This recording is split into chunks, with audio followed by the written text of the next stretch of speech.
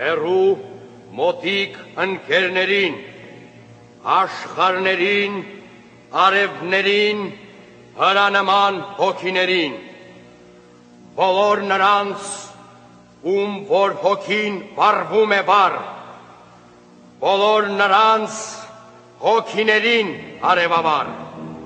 կյանքի, մահի այս ամեհի աղջամուղջում, ողջակիզվող հոգիներին ողջույն, ողջույն։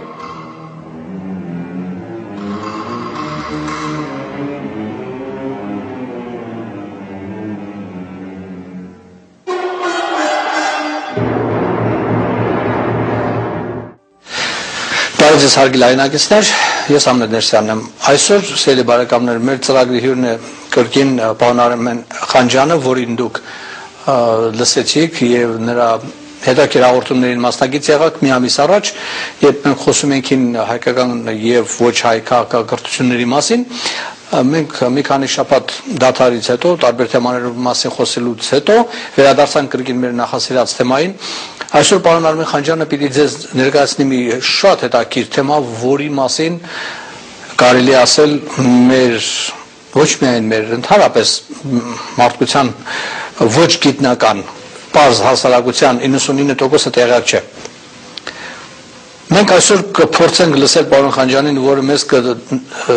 ցույց տա, կլուսաբանի, կպարզաբանի ամենահնագույն երգը եւ նրա վերծանությունը, թե բառերը, թե երաժշտական նոտաները։ Եվ հետաքրքիր է, որ կտեսնենք, թե այս երգը ուր է տանելու մեզ։ Պարոն Խանջյան, բարև ձեզ, շնորհակալություն նորից եկաք։ Խնդրեմ ժողովրդին։ Խնդրում եմ ձեր այսօրվա թեման սկսեք եւ մեզ զարմացնեք։ Այսօրվա թեման ուրեմն խոսելու ենք Ուգարիտ քաղաքի մեջ գտնված 1950 թվականին սեպագիր մի արսանագրության վրա սալիկ, որ մասալիկ ցույց կտամ։ Ուրեմն դա մինչև 1970 թվականներին անծանոթ էր։ Մենք գիտեին, որ սա հյուրերեն է, նույնիսկ գտեմ։ Հյուրերենը նշանակում է մենք հայկական հայերս ենք։ Բայց մինչև 1990 թվականներին նույնիսկ ընդհանուր աշխարհը չէր ճանաչեր, որ հյուրիները ով են։ Հյուրի, հարի, արի մենք ենք։ Ուրեմն այս սայքի վրա կան թե երկի բարեր, եթե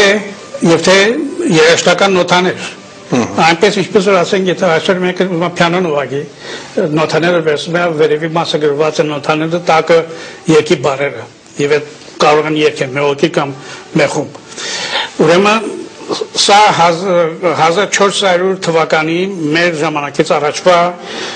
ուրեմն ասարագրություն է։ 15-րդ դար, ասիկը ավելի հասկացված լինի 3400 տարի մեզանից առաջ։ Ինչպես որ այդ խոսենք այդ թարգմանիչները դժվարություն են ունեցել կարդալու նախ բարերի մասը, որտեղ շատեր դեռ հյուրերենին ծանոթ չէին, աշխատում էին ակադերեն, ասորեն բարերով կարդալ, իսկ նոտաների մասը, ասենք իսկապես այս պրոֆեսոր Անն Քիլմերը, որ երաժշտությունն է գտեր,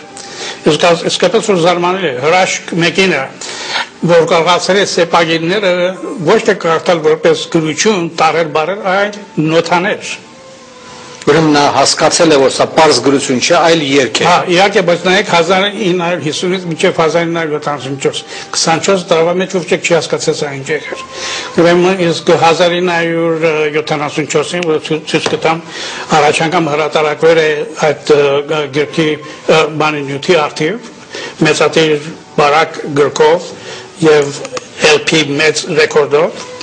Դրանից հետո 1980 թվականին գրվել է նորից Քիլմարազի մասին եւ ինչպես ինքը կարողացել է վերցանի այդ սեպագիրները երաժշտություն։ Եվ իհարկե նույնիսկ ասեմ զարմանալին է, որ աշխարհի մեջ միայն գուցե մի քանի հոգի կան, որ կարողացել են այդ բանը հասկանալ։ Եվ ինչեմ չեն կարողանում։ Ես այս բաները տվել եմ մասնավոր մասնագետների, մյուզիկի մասնագետների։ Գլուխ չեն կարողանում հանել, ինչ որ Անն Քիլմերը կարողացել է անի։ 3500 տարվա սեպագիր թարգմանի որպես երաժշտություն։ Եվ մեզ համար այսօր ամենակարևորը ինչ է։ Ոչ թե միայն սա աշխարհის ամենահին, ասես ասած, բանն է, music sheet-ն է, անգլերենով նոտագիրն է, այլ որ պիտի տեսնենք մեր գրենդաբնակ Պասկահայ Վարուժ Նեսեսյանի թարգմանությամբ, Վարուժ Խեթերենի, ասենք հիթիթայերենի մասնագետը շատ հեշտությամբ աղանման կարդալ խեթական լեզուն։ Եվ հիմա նոր ընդունում է աշխարհը, որ խեթերը մեծ կասություն են ունեցել,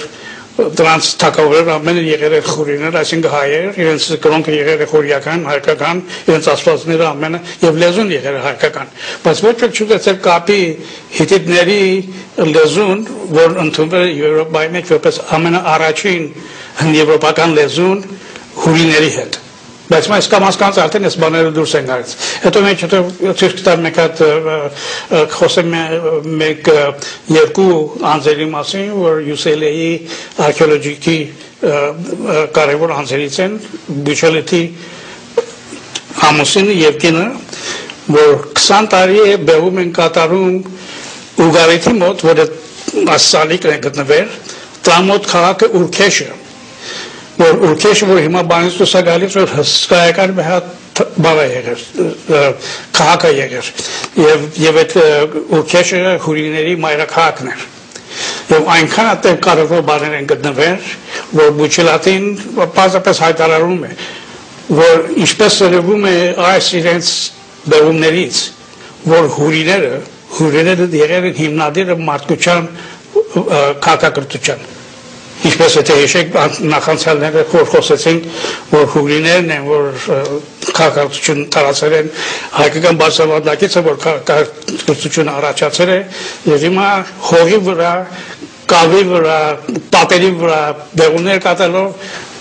արդեն փաստում որ մենք հայերս աշխարհիս ամենաքաղաքակիրթ դերած ժողովուրդն են եղել այդ ժամանակ։ Քաղաքի դիրքը մոտավորապես այսօրվա քարտեզի վրա գտնվում է հյուսիսային Սիրիայում։ Հա, Ուրքեշը մտնում է նորից գրեթե նույն շրջանի մեջ, որ Ուգարիթն է։ Հյուսիսային Սիրիա։ Այո, եթե հիշեք Ուգարիթ անցանական որ խոսեցինք, Ուգարիթի մեջ է որ առաջի անգամ բանը այբուբենի են վերածվում սեպագիրները։ Բայց ասենք ճիշտ տարերի նման, բայց ինչ որ պատճառով չի կմանում, չի ընդունվում եւ ակադերենը որ համաշխարհային լեզու է, նորից ակադերենն է որ հարաճանում է եւ ասենք ասպես կորցնում է այբուբենի իմաստը, բայց նույնիսկ իշեք Ուգարիթը, Ուրքեշը եւ այդ ցույց կտամ քարտեզի վրա ամբողջ այդ շրջանների հույական քաղաքական կենտրոններն են։ Կասպից ծով միջև Սերծով, ապոչ հայկական բարձրավանդակը, Կիլիկիա, իջնելով միջև Սուրիա, Սուրիայից հատ միջև Պաղեստին, եւ այդ ամբողջ շրջանները հայաբնակ են եղել։ Նույնիսկ եգիպտացիները Պաղեստինին այն ժամանակ կոչում են հուրու, ասենք հայերի, հուրիների երկիր։ Ուրեմն հիմա ես կուզեմ ձեզի նախ ցույց տալ Սարիկի մասին, որ որն արտասանությունները կան։ Հիմա չեմ կարող է կամերան մոտեցնի, հա, ուրեմն եթե նայեք, սա երկու մասից է բաժանված։ Մեկ մասը կարմրագույն, այդ կարմրագույն մասը գտնվել է թաց հողի մեջ, եւ դա գույնը փոխվել է եւ բավական սեպագիրները դժվար են կարդալ։ Մյուս մասը գտնվել է չոր հողի մեջ եւ մնացել է շատ մաքուր ձևով։ Աստեղ վերևի մասը կան 4 տողեր, որ ասպես շարակվում են եւ վաղնում են մինչեւ ասպես էջի ասենք հետևը։ Ճիշտ մասեք մեկը գիրք եք դարձնում, էջ եք դարձնում։ Հետագային է, որ քիլմերը կարողացել է հասկանալ, որ ցածի 6 տողերը երաժշտություն են։ Եվ դրա մեջ է դժվարությունները այդքան տարիներ, որ ոչ չի կարողացել հասկանալ եւ թարգմանել, որ սա ինչ է։ Ուրեմն նորից անել ասենք, որ քելմարինքը ընդունում է, որ դժվար է հուրիանը հասկանալը։ Նա խոսում է երկար ժամանակ առաջ։ Հիմա բավական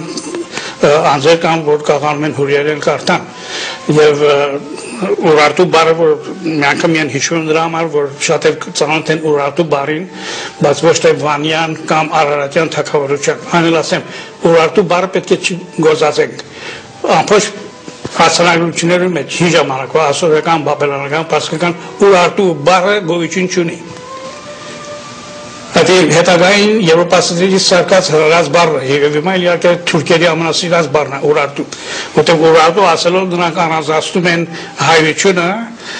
Վանյան թագավորությունը, Արարատի թագավորությունը։ Ուրեմն այս սեպագիրի մասին է որ պիտի խոսենք, այո,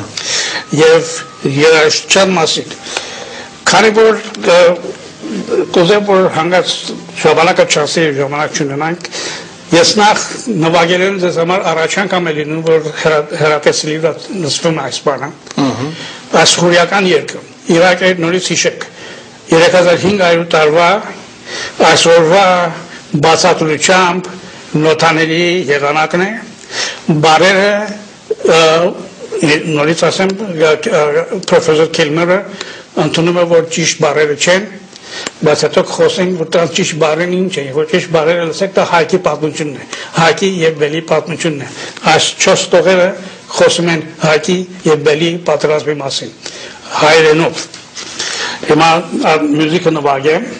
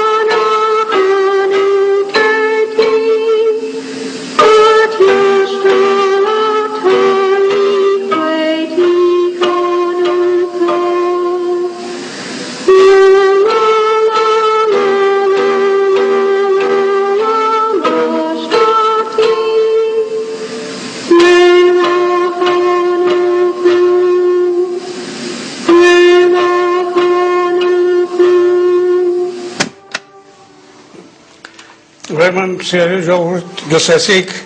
3500 տարի առաջվա հայկական երգ։ Ասկան հազարավոր դարեր մնացել են ուրիշներ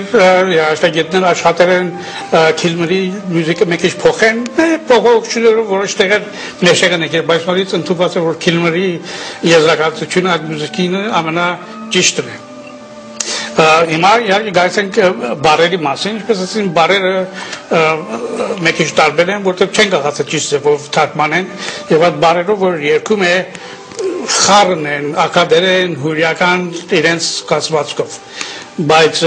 հիմա է որ պիտի խոսենք որ ոչ թե միայն մյուզիկը հին հյուրիական հայկական էր, այդ մյուզիկի հետ կապված երկը, որ ժամանակա քուրմերը կամ բիրաժդակետները կամ հավաքույթներին երգում էին, խճուկներին երգում էին, տոնախմբություններին ժամանակ երգում էին, դա գովում էին հայքի եւ բելի պատերազմի մասին։ Հիմա եթե կարելի լինի մեկ ճարագարակ պետք է ասենք, այստեղ մյուս առաջի նկարը ցույց տա։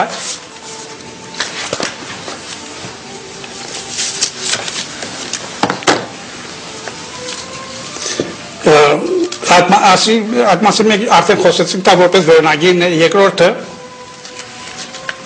այստեղ ուրեմն 1989 հրատարակված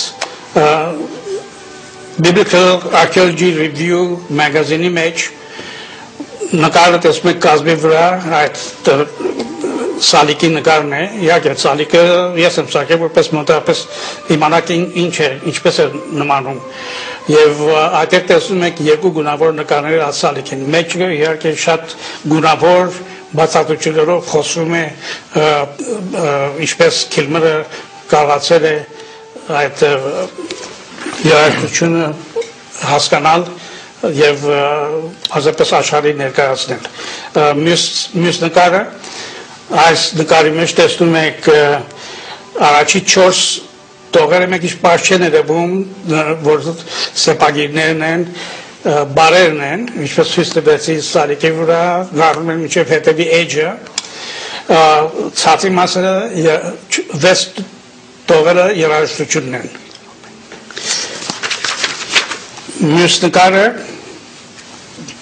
այս նկարը դուք տեսնում եք